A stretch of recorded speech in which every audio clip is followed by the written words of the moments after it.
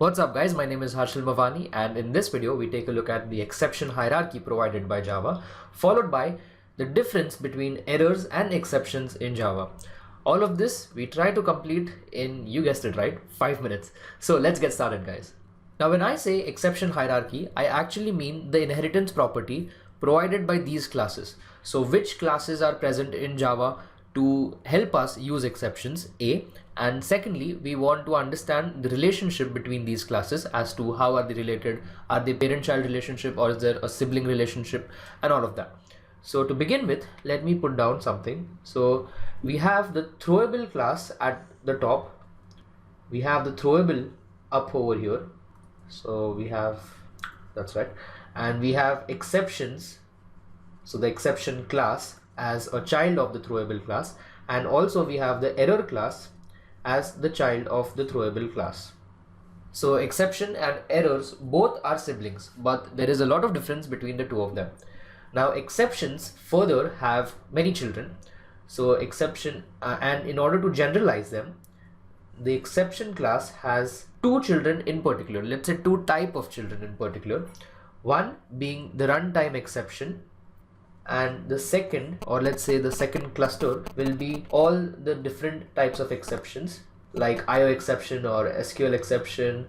So we have IO exception or SQL exception, like some like to call it SQL exception. So IO exception, SQL exception, and many others. Further, RTE, that is the runtime exception class, has many children, which can be the null pointer exception or the index out of bounds exception, or you can have something like the class cast exception and many more. We're not going to list down all of them, but yes, these are a few to name. So this is how the exception hierarchy looks like in Java, and you can expect this question in your interview. Moving ahead, let me just draw a red colored box over here because there is something similar between the RTE class, that is the runtime exception class, and the error class. There's something similar, but as of now let me not reveal it, but I guess some of you might be knowing it. Let's move ahead with our next question for this video, which is what is the difference between errors and exceptions in Java?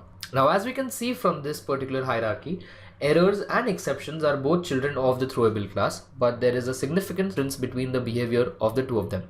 To begin with, errors are in some way similar to the runtime exception class, as I have made this red box over here. And what is this similarity? Well, the runtime exception class and its children are all unchecked in nature, and so is the error class. So let me just put this down over here. This is unchecked and the RTE is unchecked as well. And what about these classes, the IO exception or the SQL exception? These are all checked exceptions.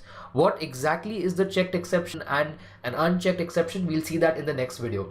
But as of now, just remember this, that all of these, the direct children of the exception class other than the RTE class, are all checked in nature, while the RTE and the error class are unchecked.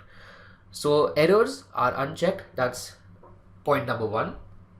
Secondly, recovering from an error is not possible. The only solution to errors is that you terminate your execution, you terminate your application. So we know that recovering from an exception is easy, we can do that. How can we do that? We haven't seen that, but yes, the answer is try catch blocks.